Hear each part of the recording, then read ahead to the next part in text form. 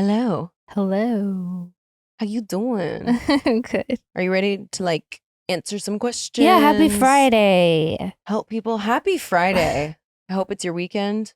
I hope you're about to go have a lot of fun. The freaking weekend. The freaking weekend. Should we start with some hometown heroes? We should. Hometown heroes. Welcome to Disrespectfully with Katie Maloney and Dana Cathan. Unapologetically, We're here to do what we want to do. spilling the tea. Babe, you're going to see the power of women. Disrespectfully. Stephanie says, "Hi girlies, love the pod so much. I have 2 bad date stories and I'll make them quick. Honestly, you guys don't really have to make them as quick anymore, but thanks, Stephanie. That's amazing. Mm-hmm. First, I met a guy that I really liked and our first date went well. No red flags. However, when we were getting it on in the bedroom, tell me why this man was smiling the entire time. Have you ever seen the movie Smile? No. The new one's coming out. Lucas Gage is in, and the first one was terrifying, but that's what I'm picturing. I had a dream, a really creepy dream that involved like smiling people. So I feel like it was premonition. You've been through this with this woman. Well, imagine someone is making love to you going, no, that is so scary. I'd rather not. To paint the picture, he's on top of me smiling so big. I literally cannot. Smiling so big like a crazy person. I can't focus on anything else. I tried to change positions to see if that would help, but nope, still cheesing so big. I tried closing my eyes, but all I could think about was the smiling. I got the ick so hard and ended things immediately. Also, sometimes if you close your eyes and they want you to open your eyes, it just... I have a resting bitch face where I'm just not smiling. I have to actively put a smile on face. Some people's just resting state is smiling. It's probably this guy. Oh, absolutely. Oof. Absolutely. But Oof. perhaps he should tone it down a notch Yep. when you're in the bedroom. Yeah. Well, I mean, good for you for surviving that, because that is so upsetting. And also it was what were we talking about the other episode when I was I literally needed to flip around? It was a horrible face, but it wasn't a smile. He had the Corey Feldman playing Corey Feldman playing guitar, but yeah. Doing that face. So I feel ya. Wow. Second, I went on a date with another guy. Again, no crazy red flags during our dinner date. But then I went back to his apartment. Insert horror movie music here. I was in utter shock. He had pets, which I love, but there was dog and or cat throw up and feces all over the entire living room floor that we walked into. I know my face must have said everything because I was so disgusted. The place was a wreck, and in other ways too, shit everywhere, dishes piled up, etc. Meanwhile, he decides to go sit on the throw-up couch and acted like everything was completely normal. He asked me to come over and sit with him. I'm pretty sure I just screamed something inaudible and ran out of the door. I called an Uber and left my car at his apartment. I just had to get out of there as fast as possible. That is foul. What is wrong with people? That has to be borderline heading into something very wrong with you. There was a house I used to play in growing up, and this description really reminds me of that. And I remember my parents hadn't gone inside the house, and the first time they did, I was not allowed over there anymore. How do you not notice there's throw up and feces? You just become so immune to it, or he just had a case of the fuckets and was like, I mean, it would appear that way that you just you're just who cares? That level unbothered. If I bring someone back to my place and my bed is not made, I'm like, oh my God, I understand if you want to leave. I'm if there was pee and poop everywhere. And those people that's sorry, my place is kind of a mess, and people walk in, they're like, no, because there's a little pile of stuff in the corner. I have a cup in the sink with a spoon in it, and I'm like, don't look at it, please. No, because it's just honestly it's not a mirror. Oh, that's not cutesy at all. No. Very undemure. That is disgusting. And honestly, but if people if they don't take care of their space that they live in, I only can imagine how they take care of themselves. That ass crack. They're not somebody hasn't been explored in a they're while. not somebody that has any kind of hygiene. No, definitely not. And also, she didn't even mention, I doubt she even made it to the bedroom. But imagine how bad the bedroom was if that is what they were comfortable with their living room looking like. I don't even want to picture it. You know that those sheets stank. They stink. You know that there's an open jar of peanut butter in there.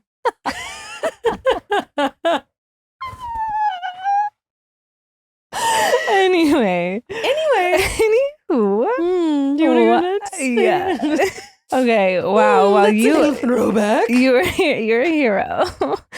Okay. Carolina says, Australian finance boy. Oh no. Hey, Katie and Dana. I love the pod and your friendship. I have a dating story. When I was in my early 20s, I was hooking up with this Australian finance guy. Wow. Since I was just looking for sex, I had ignored some red flags. He lied about his age on the apps and was 35, not 28. Why do they do that? Okay, so that is, maybe we've touched on it before, but can you explain to me? Did you see that meme where it says like, why are you lying about your age? You're 35, not 28. You saw those towers fall. It's like so dark, but like, bro. No, but that's incredible. But my question is, what is someone gaining by lying from about like 3 to 5 years of age? It's not like you're saying that you're 40 when you're 64. I have seen that too. But I just think it's such a red flag already because, I mean, and she said that, but I'm like, if you're lying about anything up front and about something so weird, what's the point? You can adjust the age range that you're looking for. You don't have to lie about your age. Well, I've seen people but again, these are more the people who are significantly older, but they'll be like, I needed you to see my profile and I probably wasn't in your age group. Yeah, there's a reason for that. Like I'm understanding you probably also don't get consent. So you're already okay. So if they want to appeal to other people, but it's just like, but again, you're eventually gonna have to let someone know how old you are. You can't keep that up. It's like Creed in The Office when he's scared about getting older and like getting fired, so he takes the ink out of the printer and dyes his hair, and he's like, "Cool bean man." He like talks to Ryan. He's like, "Hey, can we get some Red Bull in the vending machine? Sometimes you need to ride the bull. You know what I mean? Cool beans." Cool, yeah. This tie unkempt, like those are what those men give. That energy. It's just cool beans. Yeah. No, I don't know. Anyways, wait, so Creed is on the daddy list. Also, I have to add that on there. Just love him. He's such a fucking weirdo. You know, they so think weird. he's a Scranton Strangler. We need to talk about that someday. Oh, God. Anyway, sorry, keep going. Yeah, so he was 35, not 28. He was late a lot, and he had moderation problems and was constantly messed up when I was with him. Oof. You looked past all of these? These aren't minor little things, love, but we're not here to judge. Oh, God. Okay. But the sex was good. So I kept hooking up with him and definitely didn't want anything more than that. All right. Great. Once we were supposed to meet up at his place and he made me wait for like 45 minutes only to show up completely obliterated from client meetings. And I had to help him get to his apartment and put him to bed. The man couldn't walk or change. Gross. Yuck. Okay. No, thank you. He had done this before and I was sick of it. After I put this grown man to bed for the last time, I helped myself by taking the cash and weed he always had laying around his apartment, and I never saw him again. He messaged me many times after that, once even saying he was going to rehab, saying he missed me and that I was special to him, LOL. Even offering to fly me halfway across the world to Australia to see him. He never noticed what I took, but I smoked for weeks, had cab fare home, and never let a man make me wait again. This is such iconic behavior. This is giving that episode of Sex and the City when Carrie is dating this like man child who lives at home with his parents and they're smoking weed and he's clearly not like saving for a place like he said he was. Yeah. And he blames Carrie for the weed. And she was like, she just like took she's it. Like, and then Carrie, she's like, is that true? She's like, yes, it is. And I'm taking it with me when I leave. Yeah. Did you bring this in his apartment? Yes, I did. And I'm taking it with me when I leave. And then her and the girls smoke it, which is amazing. But I'm like, I love that for you. You should be paid for your services. Yeah, that was what you got to do in those times. But like, I mean, I don't know if I would have put up with that once, let alone again. I'm sorry. There's no sex good enough to deal with that. I don't know. No, he's not a baby. He doesn't need to be swaddled at night. So if you are unable to remove your own clothes and get in your own bed like a big boy, then there's no orgasm. That's not sexy. No. I don't know. The opposite. So we're not blaming you, but I love that at least it had a poetic ending. And I would say, I don't know what season this was in, but that is very Brat Summer. Yeah. That's like the opposite of demure in the best way. Mm-hmm. Good for you. I love it. I'm also jealous you can smoke weed. I wish. Anonymous says, hi, Katie and Dana. Hi.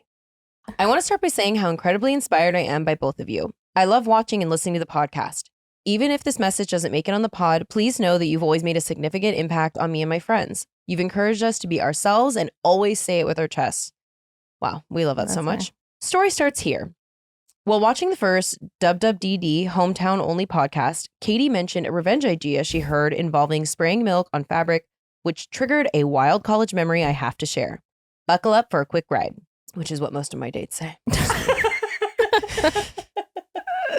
Nice. Emphasis on the quick. Oh, God. That's what I mean. No. I transferred to a small Midwestern college in the middle of my sophomore year. Major jump scare. This place was all about football, where the players were treated like royalty. I don't feel safe in that environment. Since I didn't know anyone, I had to put myself out there, especially because most people had already formed their friend groups during freshman year. After some time of getting integrated into college life there, some of my girlfriends who lived above a group of football players introduced me to them. There were 4 of them, and we all got along really well. We became a little family, drinking on the weekends, doing homework together, the usual. One of the guys was even like a brother to me. Here's where it takes a turn. One of the football players turned out to be a textbook narcissist. He was always on a power trip. He would be the one from our last episode that when the zombie apocalypse came would go ahead and try to, take over and like make a little town. Yeah. Exploiting his insecurities by taking advantage of women, publicly embarrassing me and other girls, cheating on one of my friends, using racial and homophobic slurs, calling women profanities, and more that I don't even have time to share. Yuck to all of that. Naturally, he wasn't welcome around my friends and me, and we made that very clear. But he kept showing up, trying to make us feel small in our own space. There are a few things on planet Earth that get me fired up, like a man physically trying to invade my space and make me feel intimidated, so I can only imagine how that made you feel. He never took accountability and was too proud to apologize. Despite all his behavior, he constantly played the victim. Eventually, we'd had enough. Since making amends was pointless, we decided on a little revenge. We came up with a plan to subtly mess with his head and inconvenience him without revealing ourselves. We ordered some of that lethal smelling ass spray. Yes. Ass spray from Amazon and waited for a night when he and his roommates went out. After a few shots, we dressed in black, played Pink Panther music, and doused the entire room with the spray. His bed, pillow, clothes, underwear drawer, anything with fabric. To this day, he has no idea it was us. Probably because the smell is not foreign to 4 guys, nonetheless football players. I was going to say that I'm wondering if that's already how his room smelled.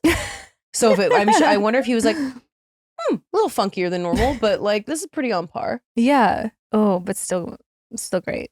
Still fantastic. And also just the memories. I can only imagine the amount of laughing and trying not to pee your pants that went into putting black clothes on and like taking shots and then going to do that. Yeah, it's still like vindicating. I think the best thing to do when you need to be stealth is to have some liquor. So I'm glad I'm sure you guys were very subtle. Yeah, nothing makes you feel more, agile and, ninja-like than tequila. Also, he probably was a narcissist. They always play victim. That's like textbook. Oh, yeah. So good for you and your ass spray. I didn't actually know about that. Ass spray. Oh, man. We need to get some of that on hand. Anyways. So Rose says, greetings from London. You two crack me up. Dana, you're my spirit animal. And Katie, you are my style guru. Here's a story that I believe earned me a Victoria Cross level medal for Heauxmetown Hero Services. Let's get into the mindset of 17-year-old me, a naive girl who did not yet realize that men were lucky to be granted my time and still believed I was only worthy when they wanted to date me. I went on a date with a guy I'd kind of met before and didn't even really fancy, but for some reason agreed to go. It continually got worse, and here is the low light reel. I've never heard that expression, the low light reel. What does that mean? Well, it's like our highlight reel. Why don't we ever talk? That's a great low light reel. It's a great way of putting it because your highlight reel is everything you put on Instagram, and your shit. low light reel is your life. The real. It's just your life. Yeah. Okay. We met for dinner. I ordered a chicken Caesar wrap. He told me to order something else because I didn't need to try to be skinny for him. If you know anything about Caesar salad dressing, he would know it's delicious because it's in no way healthy. Correct. We then go see a movie. Halfway through, he suggests we leave. Despite enjoying the film, I agree. He suggests we go back to his place, telling me he lives with his parents. Not that weird given I was 17 and he was 20. But he says he lives in and I quote, separate wing of the house, so we won't see them. Separate wing of the house. What is this? We Fucking arrive- Beauty and the Beast. We- Where is you Chip? cannot go to the West Wing. Is Chip gonna jump out in a second with his teapot nagging mom? Lumiere. We arrive. It's a normal, slightly small house, and the wing he was referring to was a glorified shed bolted onto the side of his parents' kitchen. His ensuite bathroom was literally just a toilet on a concrete floor. There was no sink. Did the jigsaw doll roll in when you open the door? Want to play a game? Want to play a game? Oh my god, literally though. His bedroom was a mattress on the floor, a TV on the floor, and it was TV on the floor in the corner, and 2 shelves on the wall. Was this Tom Schwartz's apartment? It might have been. One of which had 6 dildos displayed across it like trophies he had won at his school sports day. Despite every murderino, you'll know Dana, cell in my body telling me this was rancid and creepy, you will not be surprised to hear that I stayed and had sex with him. You know, Okay, wait. we're weak. We are. We're we weak. just also we are 17 in the story, so we just glazed over the 6 dildos like remarkably quickly. Okay, the thing is, I feel like if they have this shed bolted on, his parents go in there. Like, does his mom come in and clean them? Like, what happened? She's like, "Dear." She just lifts him up and dust underneath the shelves. Also, I am pro dildo, but I am not pro leaving them out on display. That there's something very weird Why about does that. he have the dildo? Why? Well, we can't judge. Maybe he I know, bottoms, but which would be my I know, but preference, that's what I mean. I'm asking a valid question. I'm not I mean- judging. I'm just saying, like, why does he have? Was there anything else in the room? Well, do you really want to know what I think? Okay, well, What the possibilities could be? I would say he either likes to be pegged, which is awesome, or maybe he wants to assist a lady if she would like a little double penetration situation. But well, also, it's strange. Let's keep cruising. Let's keep going. Let's All find right. out. The sex was clammy and dreadful, and I did the customary fake it to try to get it done quicker. Tragic. There's nothing worse than when you do that and then they keep going and you're like, oh, no. Okay. Anyways, after after he finished, he whispered in my ear, "You are my 29th." Not sure what was worse, the fact that he thought I would love to hear this, the thought of 28 other unfortunate people having had to endure this poor performance too, or that I didn't even get to be a nice round number like 30. Why would he? That is the weird. There's like so many other things I'd rather hear than that. And also I'd be like, that's too many for you to be this Well, bad also at this. now the trophies on the wall are feeling more like serial killer like tendencies with the whole whispering you're my 29th. Like, what is he gonna do? Like, go and like have some like post ritual like thing in the mirror in the God. bathroom with no sink underneath it. Okay. Anyways. He's like, it puts the Anyway, to lotion on really its make skin. to really make sure I would never be able to tear this memory from my mind in the future, I slept on that disgusting mattress, and when I awoke, he told me that he wanted to take me for breakfast. A cute and final redeemable moment for this guy. I hear you ask. Of course not. I had to do the walk of shame through the kitchen, past his parents, his little brother, his grandma, and their golden retriever, none of whom looked surprised by a random girl emerging from the shag shed. And then had to drive to my romantic special breakfast at a service station, McDonald's, with his hand on my crotch the entire journey. This my head is exploding. This Hometown Hero literally has it all. Like Okay. It's a funny story now I look back on, and whilst this guy was gross, I will say everything was consensual, sadly.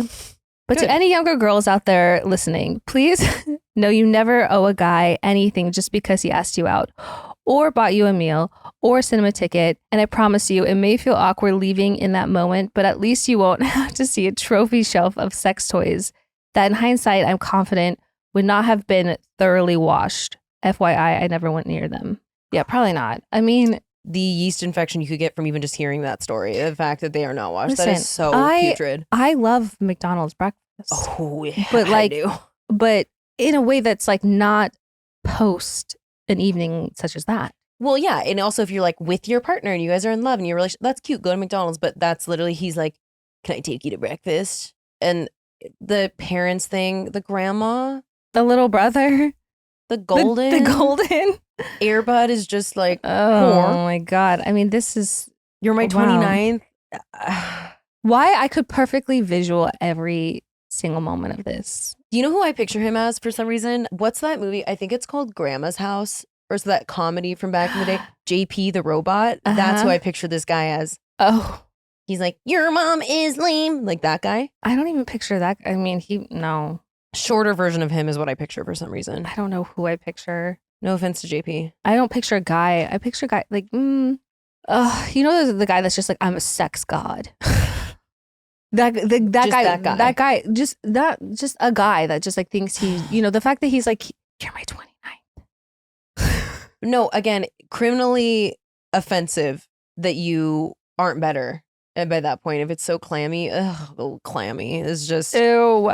the descriptors in this will haunt me. So I guess if your goal in sharing this with us was to have us relive that horror and hold on to it the same way you do, I will never stop picturing. I like feel like a little sweaty after that. Yeah, the cement, the concrete toilet, the The mattress on the floor, the TV on the floor. You know, it's dusty. Like if you went like this, your finger would be brown. It's just gross. Should we shake it off and WWDD? Yeah, let's switch gears after that. I need a perfect. Yeah. Alexandra says, hello, ladies. I need your tough love and honest advice. My ex-boyfriend and I broke up almost 6 months ago, and I finally have gotten to a good headspace about it during the day. I'm able to put it to the side and focus on my very demanding career. However, he continues to creep into my mind at night, and I have dreams about us seeing each other / getting back together almost every night. Please help. Why am I still sad? Thanks, girlies. The nighttime is always kind of like sad. I feel like it's a really easy, I think, during the daytime to like be busy and have those like, you know, consuming thoughts and like focus on work. But like, yeah, when you go home at night and it's quiet and you like sort of start to like settle in, and yeah, I think it's just when your mind starts to settle. Yeah, It's really easy to let those thoughts in. I don't think that Phil Collins saying "I can feel it calling in the air tonight" for his health. I think there's a specific reason, and Yeah. I think that first of all, I'm sorry you're feeling that way because everyone knows that feeling. It's horrible, and I do want to point out you guys have not been broken up for like 3 years. So my point about that being, it takes time. It just does, and especially depending on how long you were together or what you guys went through. So I unfortunately can't give you some magic advice that's going to completely take that away. But what I can say is one day you're going to wake up and you're going to be feeling much better, and it will just continue to improve. And then eventually the nights won't be so hard. So it's just like, that's your tough point. So whatever you need, whatever like happy show, like The Office or whatever you can put on that eases any of that burden, naturally time heals all wounds. So it'll get better. Yeah. It's just hard right now. I mean, like they say, the only way to get over it is to go through it. Like these are just this is the process. You have to just get through it. And yeah, like there's coping mechanisms. It's like mood lifters, watching a happy show. But I mean, I think it's important to like really feel these emotions and process them and understand like all the feelings and emotions that are currently happening, because it's the only way to really heal from it. It sucks. Breaking up sucks. It's heartbreak sucks. Also, you have to discern from the fact that if you're feeling this way at night, it doesn't mean get back together or you made the wrong decision. So please, I'm not saying you're doing that, but if there's any part of you that's feeling that way, if in another entire year you feel this way still, then maybe you could revisit it, but give yourself time. Yeah, it is very much just like the healing process, but it does get so much easier. Also, I will say the dreams. So this is a frustrating thing for me. Obviously, in the last episode, we were talking about our crazy dreams. I have dreams about a lot of previous exes that aren't my life, that when I am awake in the living daylight hours, I go when I think about them, okay? But then I'm dreaming, and that euphoric feeling that we were talking about, I get that in the dream and I'm like waking up. But what my therapist has told me, that it's probably more related to the feeling of being in love, that I'm just reliving that feeling in the dream, and that it just associates this person with that, or like picks a random person from my past. So I know the dreams are difficult, but also please try not to read into that too much. It's again, I yeep when I am awake. So you're going to get there. Yeah. We're sorry you're going through that. Anonymous says, hi, smiley faces. Hi. I love you guys and this pod so much, and I'll try to keep this short. It's kind of complicated. So here's some background. I'm asexual, 23, never been in a relationship, and had this situationship with a guy from the end of January to August 2023. I know, a long time. Don't look at me. Haha. And I cut things off because I wanted more and he didn't. It hurt so bad because he was the only guy that I had actual sexual and romantic feelings for. More background, I've only ever had sex intoxicated, and none of those were good experiences. But I was finally able to move on for the most part when I got my new job in October. Then a week after my birthday, he texted me saying he would like to try things out again. I said yes because this man was my one who got away, and I still had feelings for him. I felt like I owed it to myself to be a possible dumb bitch because I've ever only gotten rid of guys at the first sign of a red flag. And yes, everyone's entitled to be a dumb bitch occasionally. That's correct. He wanted to start casual with things at first, which I could agree to because it's been 9 months since, and he had a past relationship and sexual trauma as well. We were able to hang out and we did have sex, something we didn't try last time when we were talking, and I actually enjoyed it and did it soberly. He does also follow through with his actions, but the last couple weeks, he hasn't really texted me, taking a week to even start a convo. I started the last 2, and if he doesn't want to talk to me, I'm not going to text for the first time for a third time. Then we had 2 plans last week that he's canceled for something he had to take care of at work, and just woke up from too long of a nap, and it's now too late. It's only 9 p.m. Now, a couple of days ago, he's texting me like normal and talking about possibly hanging out in a couple of days. I want to move things to the next level and want that label, but he's acting like that and giving me mixed signals. I've come to love myself and love being alone, but I'm lonely and actually want a partner now, but with the only guy I've ever actually had these feelings for. I don't want to keep this going for as long as I did last time, and I know I'm 23 and have lots of time to find someone and that feeling again, but I'm scared it will take too long. So I need your advice. Should I kick him to the curb again or keep trying? Thank you for your service. Well, first of all, I want to be careful on how I speak about this because I don't know a ton about people who are asexual. And I had seen something on TikTok recently of an asexual person who was basically saying that it's really reductive just to be like, they don't like to have sex. So I understand that there's already, complications in that. But I think that regardless of what your circumstances are, this person is very, very inconsistent. And it's like the same thing we see over and over. You should look at their actions, not their words. And to me, this person is very loudly telling you without saying it that they're not invested for whatever reason. Yeah, no, I mean, the one thing I keep seeing a lot of people say over and over, and I think it's really great advice, if you have to wonder or guess about how someone feels about you, they don't like you. Also, mixed signals, that doesn't exist. It's mixed signals are, if there's confusion It's making or you mixed guess. signals, that means the only signal that you need is very clear. They are showing up. They want the same things as you. They're verbalizing it. Their actions back it up. That is the only signal. Anything other than that, we can put in the category of you need to move on. Yes, someone will be making it very clear and very obvious how they feel about you. They'll be putting in effort. They will be pursuing you. They won't make you wonder. You won't have to guess. You won't have to chase. And that's this. There's no outcome of this that like will leave you happy in a successful relationship, in a loving relationship. It's always gonna end up the same, and that sucks because you feel invested in a person emotionally, physically, all of it. But the quicker you can learn these things and the signs of them, the less you find yourself in these positions. Mm-hmm. And you're 23. You have so much time. I know you're feeling that. I understand where you're coming from, that there's a layer of your life that we can't relate to because we haven't had that experience. So I feel like you're maybe more holding on to this sentimental feeling that like I had never felt this way before.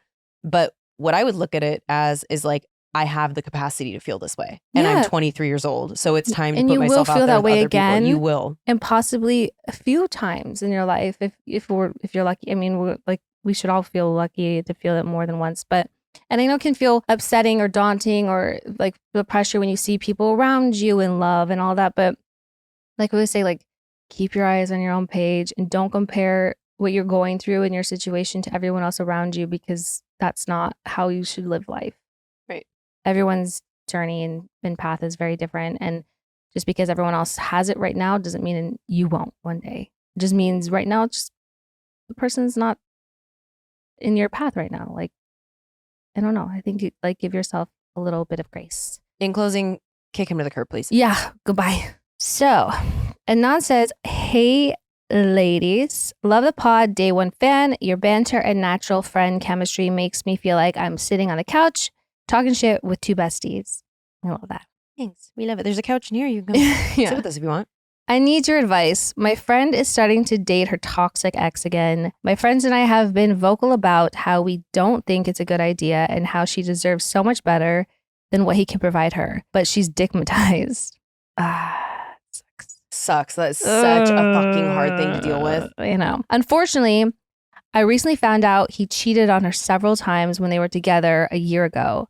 I'm torn about whether to tell her because she has ignored our concerns and all the red flags already, which has caused fights in our friendship and essentially left us in agree to disagree mode. I'm afraid if I tell her this, it could impact our friendship more, especially if she ignores it and stays with him. But I don't feel right knowing this information and not informing her. What would disrespectfully do? This is tough because it sounds like you have had plenty of disagreements about this man and it's clear that you don't like him and you don't think he's right for him and she's very defensive about it.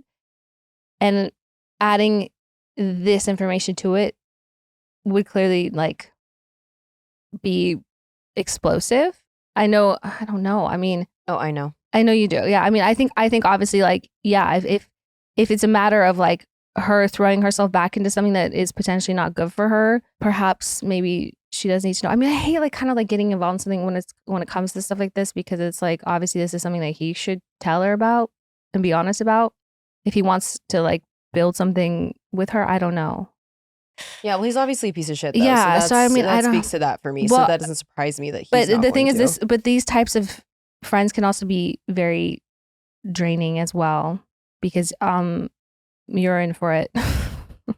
Yeah, I think that first of all, it's so difficult when your friend is dating someone that you don't like because they're not good to them or for them, and you're pointing out the obvious and they just don't want to hear it. Very difficult. But the thing is, if I was sitting on this information and this was my friend, you bet your sweet ass that I am telling them because I think that she needs to know, but I also understand your reservations because of past experiences. Mm-hmm. So I think in this specific scenario, tact is very important. Yeah. I think you need to come to her and not be like, he's an asshole. He is bad for you. How do you not see this? He cheated on you, you dummy. That's not what we're going to be saying. You need to sit down with this friend if this is a friendship that you care about continuing and come from a place of love and protection and just be like, I found this out. I was nervous to tell you because I don't want to be the bearer of bad news. And I don't want you to think that I'm trying to be, manipulative or alienate you or anything. But I know that you're deciding to move forward with this person and you need to know this information if you're going to, and then you can make an informed decision. Mm-hmm. Because right now being in this relationship is not an informed decision. And then just see what they do. And by the way, if they flip out on you for that, it's probably time to separate yourself from that friendship. Yeah, that's a good point. It's a hard thing to do, but there are times when you can't participate in someone else's toxicity. If they some people don't want to get out of their own way. And so maybe this person needs to go through that on their own and then come out the other side. And you guys, I'm not saying will not necessarily ever be friends again, but you're not in the wrong for telling her that if you do it in the right way. And then if she doesn't respond, with kindness back, then it's probably something you shouldn't be involving yourself in. Because truthfully, some people just need to fuck around and find out, and you don't have to be there to clean up the mess if you've already been vocal about it. Yeah. And tried to already, be there and what's the word? Proactive? Be proactive about it. Thank you. Anyway, that sucks. Yeah, though. that's a horrible place to be. Mm-hmm. I feel for you. Jackson says, hey, big fan of the podcast and in need of help navigating a new phase in my life. I left my ex of almost 10 years at the start of the year and have recently been struggling with the overall decision.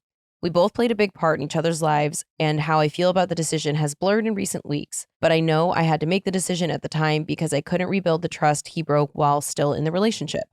I'm just wondering if you have any suggestions on how best to move forward with putting those thoughts at ease. It's similar to what we were saying. It's this is part of a healing process where it's pretty natural to kind of go through certain parts of regression in your decision of leaving someone because you'll come across certain things that maybe might make you miss somebody. You'll have like moments that you feel like weak in your decision. But whenever you do feel that way, you know, maybe not when you're feeling that way particular, but when you're, you know, not feeling that way, make a list of the reasons why you left that person. If you need something tangible, and maybe revisit those. Mm-hmm.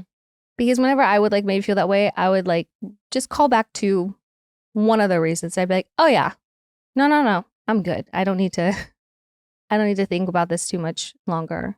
I'm a big list girly. I love a list. I think, you know, it's always easy to do, you know, the easy thing or like stick in your comfort zone. I mean, that's why a lot of times people don't make the tough decision to leave someone that they know they probably should. That sometimes you might revisit those thoughts as well when you're trying to heal from a breakup. Also, 10 years is a really long time. Of course, you guys were really integrated in each other's lives. And I know like it takes, and again, kind of similarly to what we were talking about, it takes, you know, a good amount of time to fully heal from a relationship and to do the untethering, which is, you know, not easy work. But especially if you're saying that there was trust that was broken in the relationship, beyond the list, it's so easy to romanticize people in our lives when we're grieving in any kind of way, because what we're holding on to is the things that we loved. But the second that you're back in that situation, it likely wouldn't change. It's probably the same. It's like, what does Lady Gaga say in that Beyonce music video? Trust is like a mirror.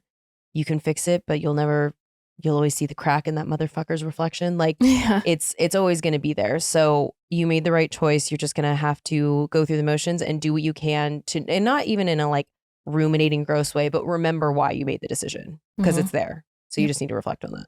Exactly. Be my advice. And also, you know, like I said, it gets easier. You get stronger to the point where those thoughts don't visit you every day or every week. One day you're going to wake up and yeep, and you think about it. Yeah. So you just have to get to the yeep phase. Exactly. Maria says, hello from Denmark. I've been listening since day one. Love your podcast so much. My question, I'm 32 female, my girlfriend, 34 female, together for 5 years. We are planning to move into her house together, but my problem is that I'm financially stable and have a pension savings whereas she does not. I have to give up my cheap apartment to move in with her. I need financial stability as that gives me security. She doesn't spend money she doesn't have, but I'm sick and tired of constantly having to pay for food, etc. She just finished her degree as a cinematographer, but this career is incredibly unstable, and now she doesn't want to work in that industry. She's looking for a job, but I have asked her to make a plan that I can see. I have paid for most things in our relationship. Her motivation is low, and I think she's depressed. She's going to see a psychologist soon. Our relationship is incredibly unhealthy and uneven, and I'm reaching my limit. I feel like a mother to her. I can't help but imagine my life with a more stable woman. What would you do? Many things. To be perfectly, to be brutally honest and just frank about it, I would not be moving in with this person. And I'd not be giving up my apartment. I mean, finances, it's as unsexy and romantic as it is, it plays a huge part in a relationship. And if you're not on the same page, if you do not have the same goals and habits with those things, it'll destroy you. Yeah, I also think you need to pay attention to the last thing. That's honestly just what stood out to me. Our relationship is incredibly unhealthy and uneven, and I'm reaching my limit. I think you're telling yourself, you're saying the quiet part out loud, and it is a big deal when there's not only a discrepancy in finance, but also motivation. If it is important to one person, if both people are kind of like lackadaisical and like we'll figure it out, and if you're on the same page, fine. But if one of you is motivated and also taking on most of the brunt of finances, if it matters to you, and then the other person isn't, it's gonna seep into other areas of your life. And also, if she is in fact depressed, I'm really glad she's going to see a psychologist and getting help with that.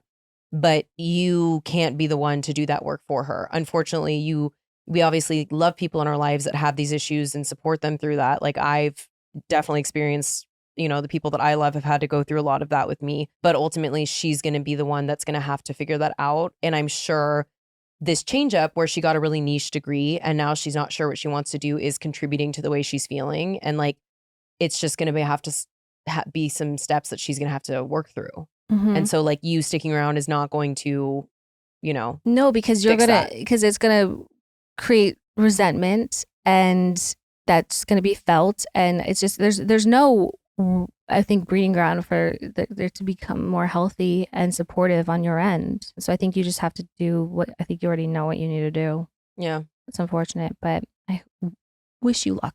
I do too. It's a tough one. And it's hard to walk away, especially if it's not saying you don't love her. It's just. But I think you reach a point where you realize the relationship has run its course and you want very different things. And it's like very like adult problems to have when you have to like look at your relationship in a sort of fiscal kind of viewpoint. But well, and sometimes the best way that you can love someone is to not let something continue that's going to end also, because ultimately that's not going to help her in her process of like getting better and help, exactly, because she's being taken care of right now by you, and you're like, cool, this person who I want to look at as my equal and my partner and someone sexy and all that, like I'm looking at them as like I care for them as like my child, and there's nothing hot about that. No, when you start to feel like a mom. My moms are hot, but you know what I mean. Yeah. Anonymous says, "Hey ladies, I've been listening since day one and I love you both."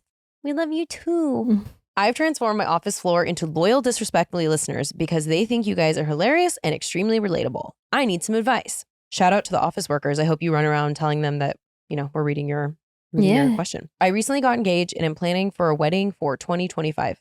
Leave him. No, I'm just kidding. That's not what this is. The date is all finalized and we've secured most of our vendors, which you basically have to do in a month span because of how fast everything books up here. My brother shortly popped the question to his girlfriend after I got engaged and is now trying to plan a wedding a few weeks after me. For background, he follows what I do. I moved out, he followed 2 months later. I bought a car, 2 weeks later he bought a car. I'm starting to get annoyed and feel like a competition. Do I say something? What would you guys do? I don't expect them to wait a year, but I feel like they could have at least waited a month so we could go on a honeymoon after. Thanks, ladies. Love you both. Copycat stuff is really annoying, and it's even more harder when it's like a family member, because it's like it involves all the same people, or when it's a friend because it's all the same people, and it's like you want to say something, but then people get very defensive over something because it's like, can you just be happy for me? But they don't realize like, well, I was doing it first, and then you feel like a brat because you're like, you don't want to come across as a bridezilla. Well, it's my wedding and my wedding's more important. It's nothing is more important, but it's just like, if he would have just realized like, maybe we don't plan things so close, but like, obviously he's been doing this whole life and maybe he's not conscious of it. Maybe he's just as like inspired by you. I don't know. Yeah. But this is like, this is taking it one step further than just, because sometimes like when people like move out or do something and you're like, you know what? I've been like lagging on like my plans to do something, and someone will do something, you're like, I need to get on top of my shit. And so like you'll do something not to like compete with what they're doing, but just to like get inspired by somebody. But like this is a little more than an inspiration, I think. Well, I mean, imitation is the sincerest form of flattery. It is, but when it starts to like encroach on like your plans in a way that like feels like invasive, or it starts to like impede on things that you want to do because now you need to rearrange, or not hold off on something when like you shouldn't feel like you have to, but someone's almost not being understanding to a degree. It's like, well, yeah, I don't know. Well, and asking, should you say something? I can only look at it from the lens of my life. And if my sister does something that bothers me, I immediately like, bitch, are you good? Can I help you? Like that's how that conversation would go. I'd be like, could you back off my wedding day a little bit? Thanks. Brother-sister relationships are different than sisters. I have sisters. So it's, yeah. So I guess you'd be better suited to say like how you would approach it. But I personally feel like to your point, Katie, maybe he doesn't know he's doing it. So, and maybe don't be attacking and just be like, first of all, so happy for you.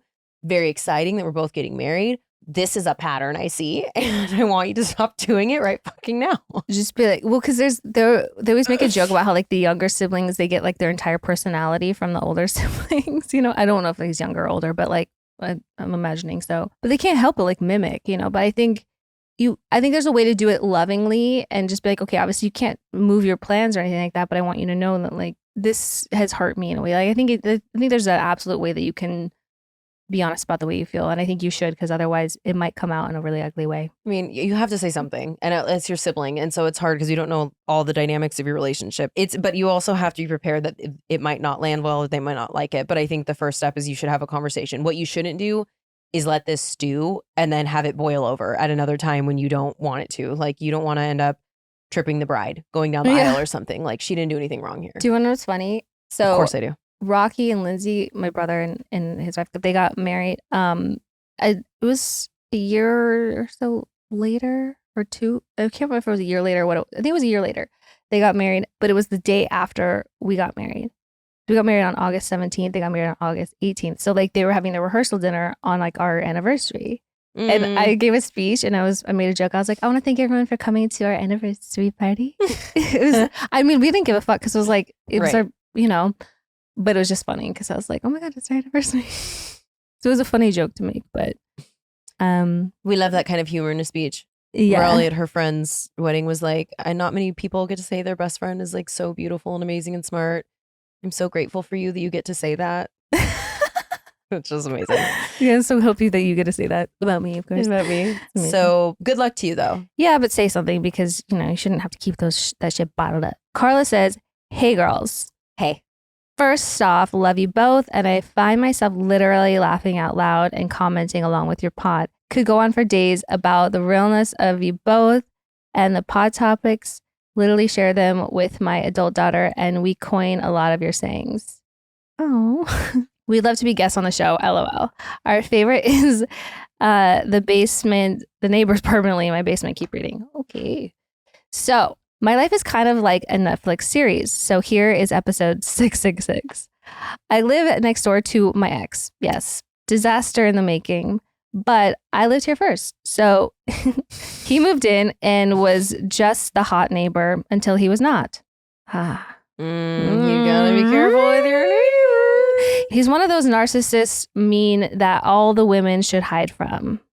For real. After a long, awkward breakup, no contact, getting out of a loving vehicle, now it feels like we can't get away.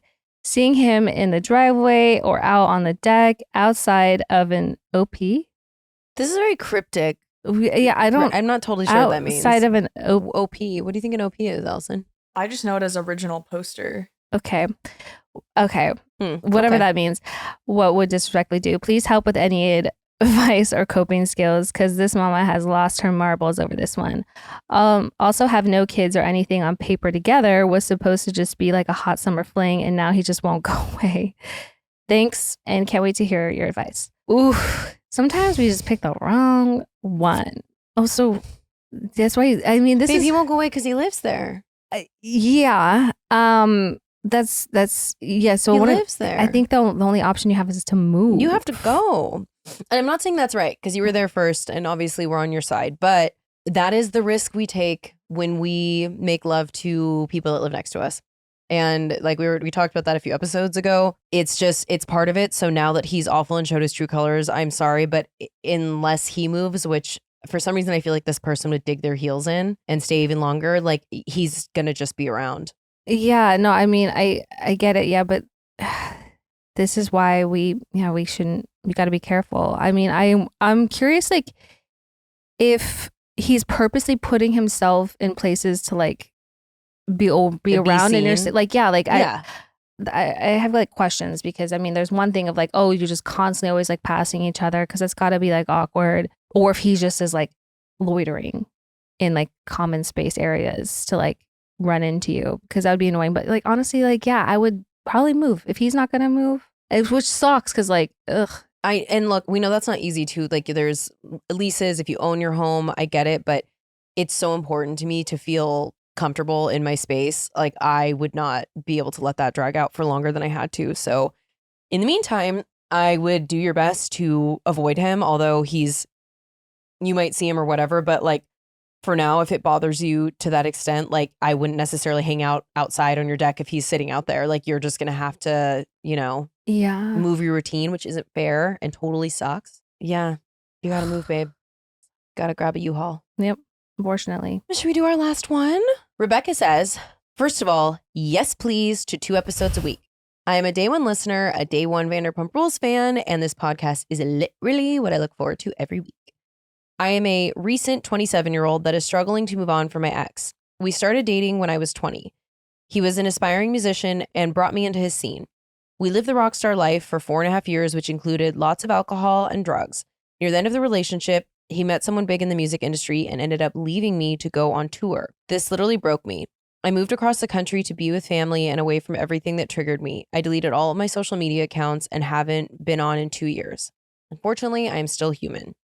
I recently had one too many glasses of wine and decided to check his Instagram, only to see that not only is he doing absolutely amazing with his music career, but so are a lot of the people I used to know. They're all thriving, while I'm still trying to keep my feet on the ground to remember who I am and my worth.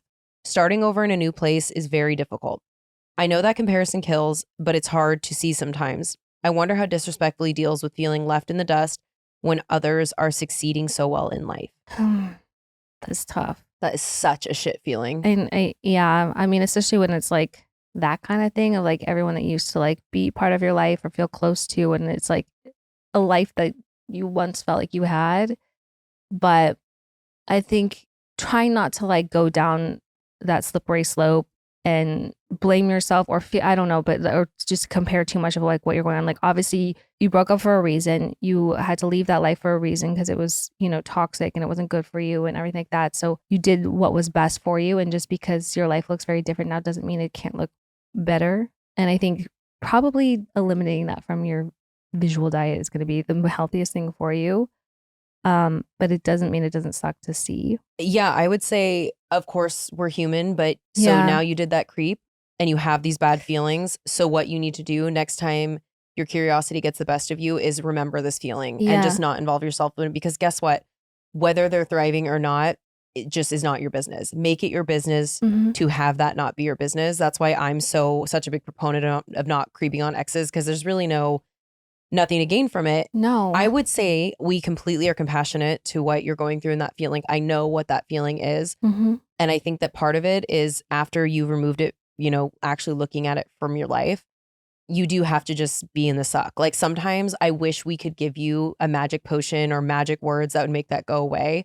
But I think that that's probably going to end up being part of your healing process. So like, as you just let the feelings, don't let them consume you, but acknowledge it. Let them be Yeah. that, just feelings, like acknowledge them and then release them. And what I try and do when I'm feeling that way and, you know, feeling a little bit of envy is I try and feel it and let it go and then refocus on whatever is working in my life. And even in it, the fact that you're still having to take time to get sorted out tells me how toxic that situation was for you. So I'm really happy for you and proud of you that you removed yourself from it. And I guarantee you, even if you tried to like, you're like, oh, maybe I should have stayed or whatever, your life would be way worse if you were still with that person. Like, Yeah. I just know how much more toxic it would have gotten. Yeah. And like starting obviously in a new place is difficult, no doubt. But it doesn't mean it can't be rewarding and fulfilling and all that. I mean, it's just, it can be exciting. So, you know, take on new things and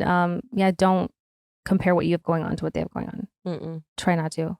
So yeah, And don't. then the other antidote is to, you know, keep listening and come have a giggle with us. Yeah. Because we love you. Absolutely. And you are going to get better. Absolutely. Was that our second episode? No, this is the third. Was it? Yeah. Oh, okay. Never mind. I mean, That was we our- gotta stop counting it at some point. I get it. But yeah. But yeah, thank y'all for sending in your hometown heroes and your questions. Keep doing it. Keep doing it. Obviously. Disrespectfullypod@gmail.com. Send them in. We want to keep having these little chats. Absolutely. Absolutely. Do you like when you say that? Yeah. I like it. I think it's cheesy, but absolutely. Hey, love you. Bye.